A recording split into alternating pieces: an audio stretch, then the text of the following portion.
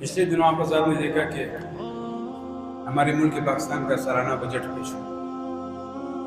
آپ کو پتہ ہے ملک پاکستان کے سالانہ بجٹ کہ پورے سال میں ملک پاکستان جتنا پیسہ خرچ کرے گا اپنے اوپر اور اپنی رعایا اور عوام کا، اس کا 43% حصہ 43% حصہ یعنی نصف بجٹ آپ کا پیپر یہ سمجھ سکتے ہیں وہ سود کی نظر ہے، وہ اللہ اور اس کے رسول سے اعلان جنگ کے لیے، وہ اللہ اور اس کے رسول سے اعلان جنگ کے لیے۔ جس ملک کا نصف حصہ مال، نصف حصہ بجٹ وہ سود ہو جاتا ہے۔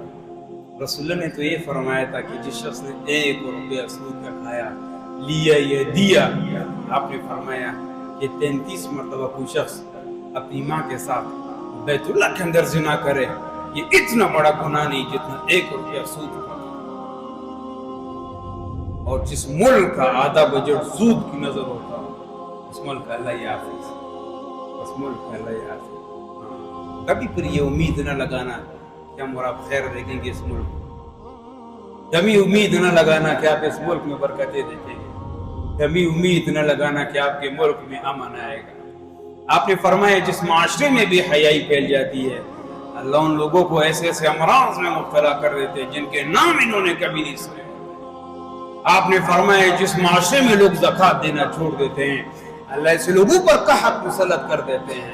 قحط کا ایک معنی چیزوں کا ختم ہو جانا، ایک معنی یہ کہ چیزوں کا ہونا نرخ آسمان تک پہنچ جانا، یہ دونوں قحط کی صورتیں ہیں۔ جو قوم زکوٰۃ دینا چھوڑ دے اللہ ایسی قوم پر قحط مسلط کر دے۔ آج بے حیائی ہمارے اندر عام ہو چکی ہے، اس لیے ایسی بیماریاں مارکیٹ میں آ رہی ہیں جو کبھی کسی نے سنی ہی نہیں۔ آج زکوٰۃ ہمارے اندر سے نکل چکی، لوگوں نے زکوٰۃ دینا چھوڑ دی، اس کا عذاب بھی نازل ہوا۔ امت پر اللہ نے ایسی قحط بھیجی ہے کہ ہر چیز کی نرخ وہ آسمان کو چھو رہی ہے۔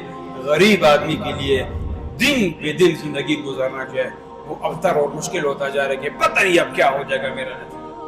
اور پھر ماشاءاللہ وزیر اعظم صاحب وہ تو یہ کہہ رہے کہ جس کے پاس 8,500 روپے وہ غریب نہیں ہے، جس کے پاس 8,500 روپے وہ غریب نہیں۔ شرم آنی چاہیے۔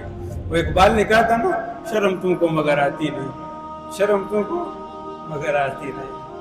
پتہ نہیں کیسے بولتے ہیں، ان کی زبان سے کیا نکلتا ہے اور کیسے الفاظ نکل جاتے ہیں، پتہ نہیں اللہ نے عقل بھی دی ہوئی ہے یا اوپر کی منزل بالکل خالی رکھی ہے۔ رب العالمین اس منزل کو بالکل خالی کر دیا بیچاروں کی، یہ بھی نہیں پتہ چلتا ہم کیا بول رہے ہیں اور کس طرح بول رہے ہیں اور کون سی بات کرنے کی اور کون سی بات کرنے کے لیے۔ یہ اللہ کی پٹکار دنیا میں لوگوں کو، وہ اس کی جتنی مذمت کی جائے مسلمانوں یہ کم ہے، جتنی مذمت کی جائے۔